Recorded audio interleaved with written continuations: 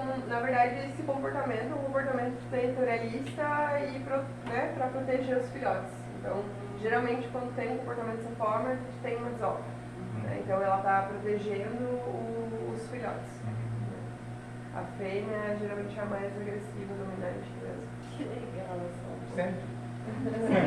Sempre, claro. Qualquer espécie. Tem que ser só você se passou.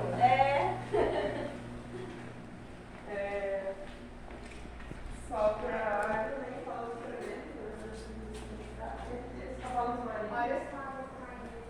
Que os cavalos marinhos são os homens, são os machos que engravidam? Exato. São os machos que carregam os filhotes, né? Aham. E aí, A fêmea repassa os ovos exato, e ele fecunda dentro do saco. dentro do saco. É saco E aí? vitelínico? Na verdade, é um saco gestacional, se chama. Saco gestacional. Uhum. O pessoal cria muita... Para saber se é ovo vivíparo, se é vivíparo, se ele é considerado um semi-vivíparo. Hein, professor? Um quase vivíparo? Mas se ele se alimenta no saco, se ele ganha proteína, seria interessante, né, professor? Quando a gente não quer ter de cultura, a gente separa. Esses daqui foram alguns nascidos, né, aqui. Olha como são bons. São ainda, Fala baixinho, professor. os maiores são ainda vindos da natureza, que foram coletados para experimento, né? E os menorzinhos são nascidos aqui. São todos apresentados. São todos focando sim. Sim. Eles mimetizam muito o ambiente, então, por exemplo, você olha ali que um cavalo fica fixo em uma corrente preta. Se você só tem corrente preta, geralmente eles ficam mais escuros. Se tem a corrente amarela, eles ficam mais amarelos. Tem outras coisas que regulam isso também, né? Alimentação, comportamento, estresse, né? Tudo isso regula. Mas eles mimetizam muito o ambiente, porque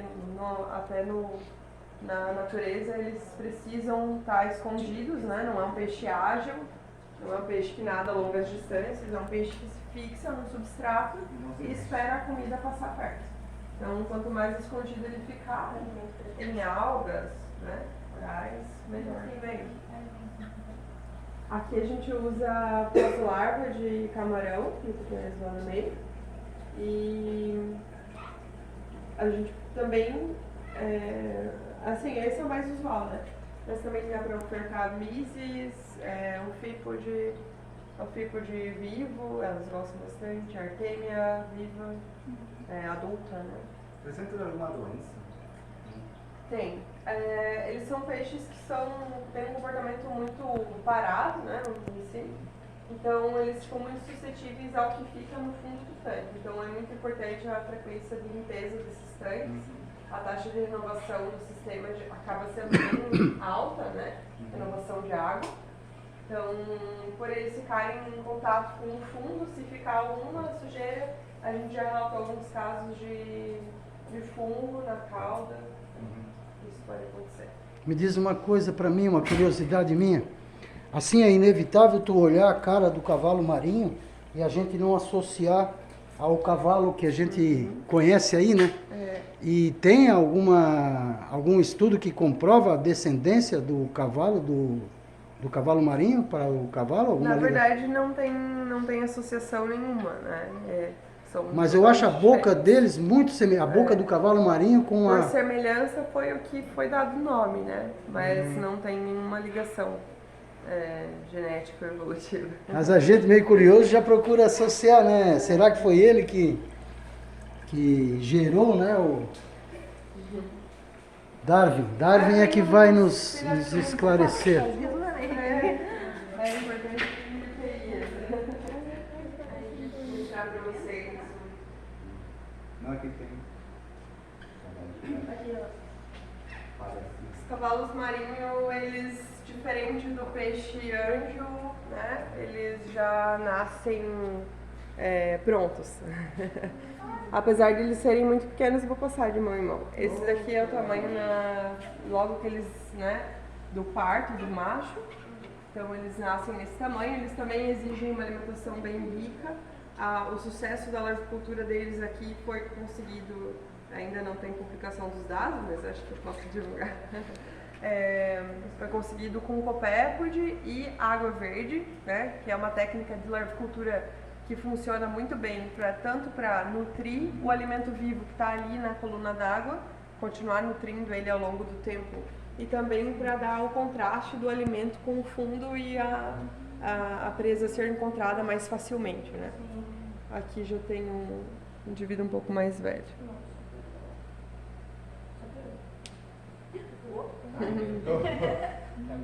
Não tá vivo, né? Pulou. Davi.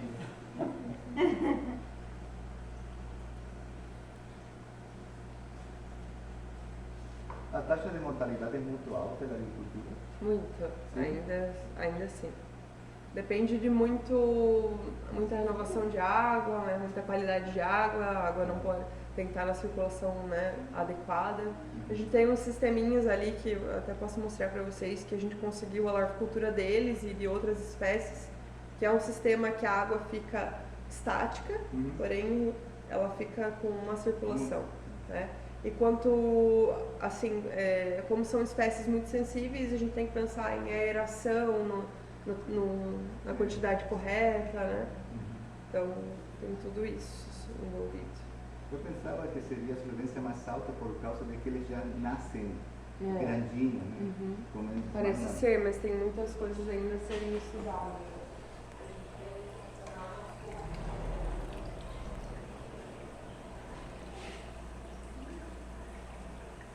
É o cavalo marinho.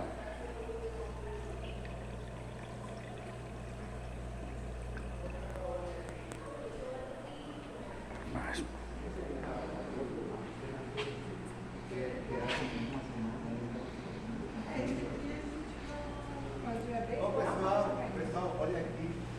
Chama de airlift, porque ele usa uma aeração para jogar um fluxo de ar, e aí ele gera uma corrente aqui dentro, onde fica circulando a água, não recirculando. Você pode acoplar isso num sistema de recirculação, com certeza, mas é uma pequena escala para larvicultura. É a nível experimental, né? Então a gente tem uma tela lá no fundo para que os animais não passem, né? E a água ela entra por aqui e retorna aqui por cima. E aí, Então fica circulando. Também ou não? Oi?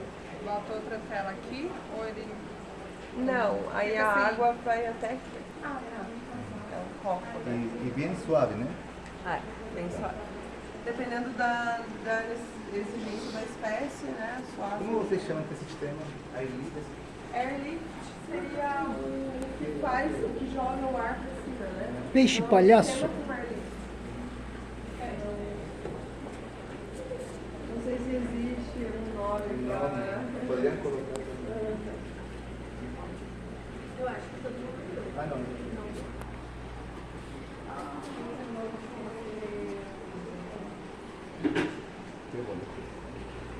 Então a água verde que foi o sucesso.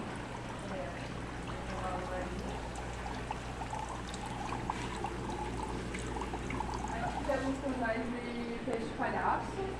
Não é um peixe nativo, né? Mas é um peixe que é muito pesquisado, modelo de pesquisa para ornamental. É um peixe robusto, que tem uma boa quantidade de filhotes, né? Que eclodem ali com pouca exigência para alimento vivo, então a gente consegue alimentar ali no início com rotífero, consegue alimentar depois com artêmia. Tem alguns trabalhos até que testam já a introdução com artêmia, já recém-eclodida, normal. Aqui tem ovo? Temos uma desova aqui. O macho sempre cuidando da desova, né? Nesse caso, ao contrário dos peixes anjo, eles são protândricos, né? Então, a fêmea é a grandona. a fêmea é um macho que se Vira. E reverter o sexo em fêmea, né? Aí a fêmea fica cuidando da parte externa e o macho fica aí com... Isso. A contribuição da fêmea para cuidar do desovo, na verdade, não tem.